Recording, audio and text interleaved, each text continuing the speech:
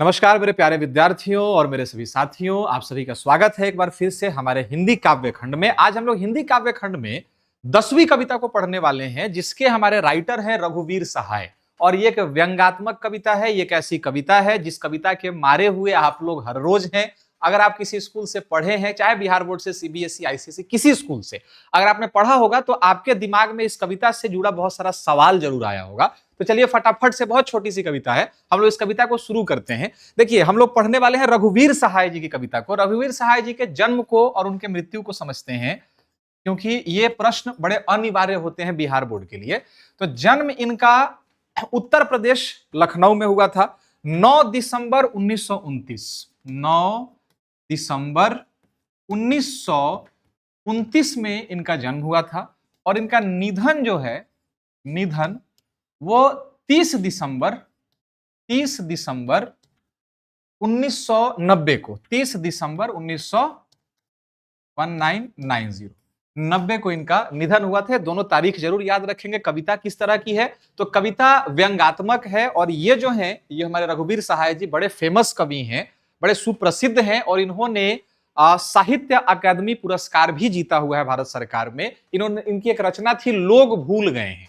हाँ, ये सवाल याद रखेंगे कि साहित्य अकादमी अवार्ड जो है इनको किस चीज के लिए मिला था। साहित्य, चूंकि ये शिक्षा के क्षेत्र में, लिटरेचर के क्षेत्र में बहुत बड़ा अवार्ड है।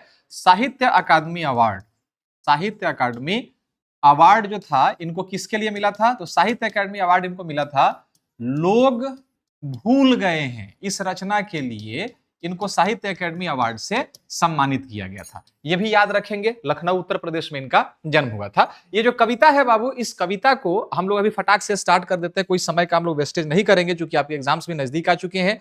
ठीक है, लेकिन इस कविता से बहुत अच्छे खासे मैंने देखा है हर साल के प्रश्नों को उठा के, तो लगभग हर साल इसमें से 2-4 लाइन जरूर होता है जिसकी व्याख्या करनी होती है। तो आप लोग थोड़ा सा उसी हिसाब से पढ़ेंगे कि व्याख्या करने के लिए आ सकता है। देखो बाबू, ये जो अधिनायक शब्द है, इस अधिनायक का 2 मतलब होता है। एक तो भैया अधिनायक का मतलब होता है मुखिया, ठीक है, और दूसरा एक मतलब होता है तानाशाह। दोनों ही मतलब होता है। देखिए, एक बिल्कुल कितना गंदा और भद्दा सा शब्द है तानाशाह, मतलब डिक्टेटर, जो किसी नियम कानून को नहीं मानता हो, जनता की सेवा नहीं करता हो, भलाई नहीं करता हो, सिर्फ अपनी मनमौजी करता हो, उसको तानाशाह कहते हैं। और उसको भी अधिनायक ही कहते हैं। और एक होता है मुखिया, जो खुद तो भैया आधा पेट खा लेगा, लेकिन अपनी जो जनता है, अपनी जो प्रजा है, उसका पेट भरने का वो काम करेगा, शिक्षा दीक्षा के स्तर को बढ़ाएगा। तो राइटर ने व्यंग कैसे किया है कि वो दोनों शब्दों के भूल भुलैया में वो इस कविता को घुमा के रख देते हैं। वो कहते हैं कि देखो भाई, अगर आप सेवा कर रहे हैं, लोग अपने मन से अगर आपकी इज्जत कर रहे हैं, अगर आपकी लोग खुद से प्रशंसा कर रहे हैं, तो आप सच में अधिनायक हो, आप मुखिया हो।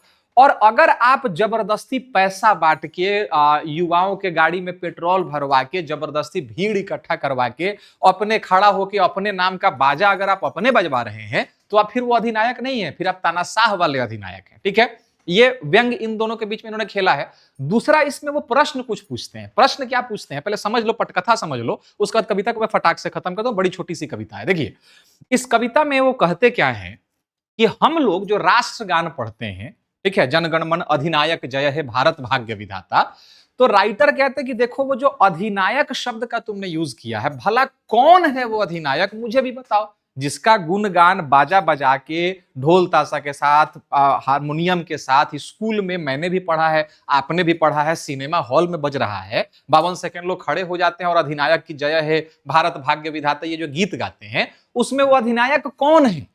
और अगर वो अधिनायक है, तो उसकी सरकार में, उसके देश में ये लोग नंगे और भूखे क्यों हैं, इनके शरीर पे कपड़े क्यों नहीं है, इनके पास जमीन क्यों नहीं है, बच्चों की पढ़ाई क्यों छूट जा रही है पैसे के अभाव में। ये तो भला हो कि भाई बिहार वाले सर जी हैं कि फ्री में आपको पढ़ा रहे हैं, ठीक है। लेकिन ये प्रश्न पूछते हैं कि तुम घर के मुखिया हो, तुम अधिनायक हो, तुम्हारी जय जयकार होती है, तुम्हारी हम लोग किस्से कहानियां सुनाते हैं, तुम्हारा हम लोग जय जयकार ढोल ताशा बजा के करते हैं, और जनता के पास पहनने को कपड़ा नहीं है, खाने को भोजन नहीं है, सर ढकने को उसके पास छत नहीं है, तो क्या तुम अधिनायक हो? तुम अधिनायक नहीं हो। तो इसी व्यंग को वो कंटिन्यू करते हैं। और सुनिए वो कहते क्या हैं, वो सवाल पूछते हैं, एक्चुअली व्यंगात्मक सवाल है, तीखे सवाल हैं, और सवाल को बहुत ध्यान से समझेंगे, जवाब को भी समझिएगा, व्याख्या करने के लिए निश्चित आएगा।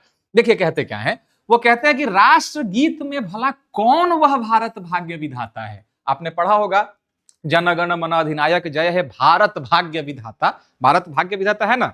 तो राइटर कहते हैं कि वो कौन है जिसको तुमने उस राष्ट्रगीत में, राष्ट्रगान में भारत भाग्य विधाता अगर तुमने कहा तो भाग्य विधाता कहां है?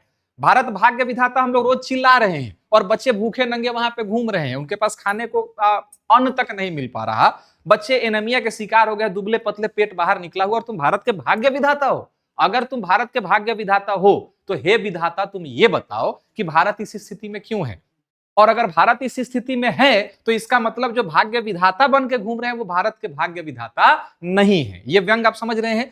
वो कहते हैं कि राष्ट्रगीत में भला कौन वह भारत भाग्य विधाता है, फटा सूथना पहने जिसका गुण हर चरना गाता है।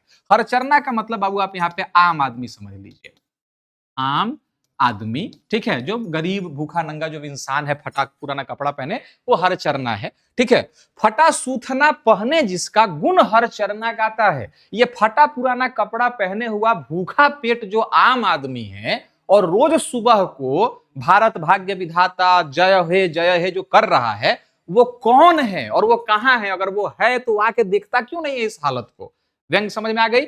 राइटर ने पहला सवाल क्या पूछा कि राष्ट्रगीत में भला कौन वह भारत भाग्य विधाता है जिसका फटा सूथना पहने जिसका गुण हर चरना गाता है। हर आम आदमी उसका गुण गा ही रहा है, वो भारत का भाग्य विधाता है ही, वो अधिनायक है ही, और लोगों के शरीर के जो कपड़े हैं वो फटे हुए हैं, ठीक है।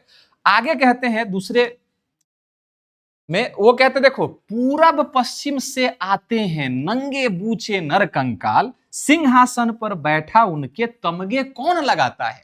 आज भारत की स्थिति यह है कि आप जिस दिशा से भी देखेंगे, जिस दिशा से भी लोग आते हैं, वो कैसे हैं? भूखे नंगे, कपड़े नहीं है उनके पास, क्योंकि वो उस समय के परिवेश की बात कर रहे हैं। मैं कांग्रेस के सरकार की बात नहीं कहूंगा, लेकिन सरकार के ऊपर वो व्यंग करते हैं कि भैया आप भारत के भाग्य विधाता हैं, आप गांधी परिवार के हैं, आपके पास तो मर्सिडीज है, आपके पास तो रॉयल्स रॉयस है, और पूरा पश्चिम दाएं बाएं इधर उधर जिधर से भी लोग आते हैं, भूखे नंगे नर कंकाल की तरह, शरीर सूखा हुआ है, शरीर पे मांस नहीं है थोड़ा भी, तो आखिर भारत की ये स्थिति क्यों है? ये पूछता है भारत, ठीक है।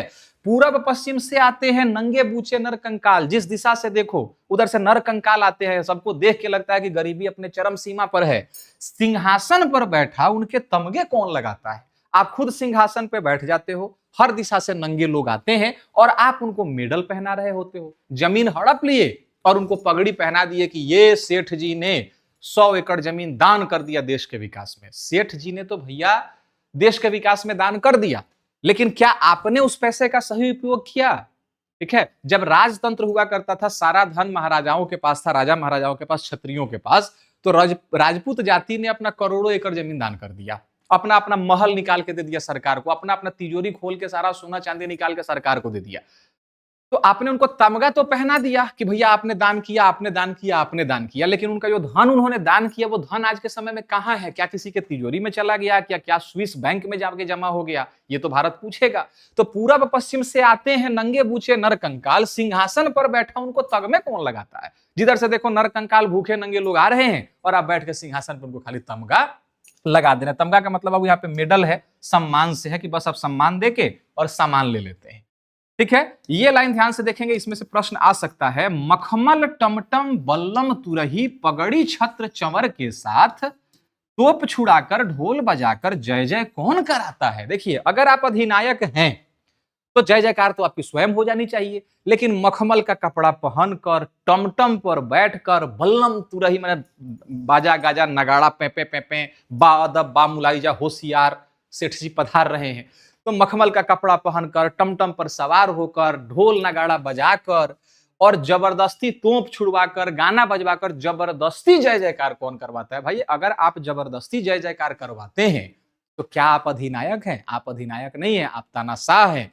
कि जबरदस्ती आपने ढोल बजवाया और कहा कि भाई आपको मेरा जय जयकार करना है। आज के समय में बाबू यही होता है ना, जैसे नेता आने वाले होते हैं, कोई नेता आने वाला होता है तो हेलीकॉप्टर से अभी नेताजी का लैंडिंग हुआ नहीं होगा, तब तक उनके पार्टी ऑफिस में खबर पहुंच गया होता है कि नेताजी फलना तारीख को आने वाले हैं। लोग में 500 रुपया बटाएगा, जितना युवा वर्ग होगा उसके मोटरसाइकिल में कार में तेल भराएगा, उसको धांडा को है वो दे दिया जाएगा, वो सब लेके हॉर्न पर चढ़ के पेपे पेपे करके जाए गांधी मैदान में खड़ा हो जाएगा। नेताजी कंफ्यूज्ड, बाप रे, मेरे पास तो इतना लोग है, इतने लोग हैं नहीं, बस आप जबरदस्ती ढोल नगाड़ा बजवाकर अपना जय जयकार करवा रहे हैं, ये आपको अधिनायक नहीं मानते हैं। अगर अधिनायक मानते होते तो इतना जबरदस्ती ढोल नगाड़ा बजवाने की आवश्यकता ही नहीं होती। तो राइटर वही सवाल पूछता है और कहता है कि मखमल टमटम बल्लम तुरही, पगड़ी छत्र चवर के साथ, मखमल का कपड़ा पहनकर टमटम पर बैठ के बाजा बजवा के छत्र लगवा के चंवर डुलवा के, चंवर पहले राजा महाराजा को डुलाया जाता था, तोप छुड़ाकर ढोल बजाकर जय जय कौन कराता है? इतना जय जयकार करने के लिए इतना मेहनत करना होगा तो आप अधिनायक नहीं है। अगला और आखिरी पद में कहता है राइटर, कहते हैं रघुवीर सहाय, कौन कौन है वह जनगण मन अधिनायक वह महाबली, मुझे बताओ। ठीक है, राष्ट्रगान जो हुआ था, आपने इस विवाद को सुना होगा कि बंकिम चंद्र चट्टोपाध्याय ने जो लिखा था, वंदे मातरम सुजलाम सुफलाम मलयज शीतलाम शस्य श्यामलम मातरम, वंदे मातरम। ठीक है, सुब्रजोत्सनाम पुलकित यामिनीम फुल्ल कुसुमित द्रुमदल शोभनीम सुहासिनीम सुमधुर भाषिनीम सुखदाम वरदाम मातरम, वंदे मातरम। ठीक है, इसको लिखा गया। फिर आपने कहीं कहीं विवाद में बहुत सारा आता रहता है कि फलना नेता ने कहा कि नहीं ये सेकुलर हो जाएगा, इसमें संस्कृत है तो उनको खराब लग जाएगा, ऐसे करो वैसे करो, और जनगण मन को आपने कर दिया, रविन्द्रनाथ टैगोर के घोषित कर दिया।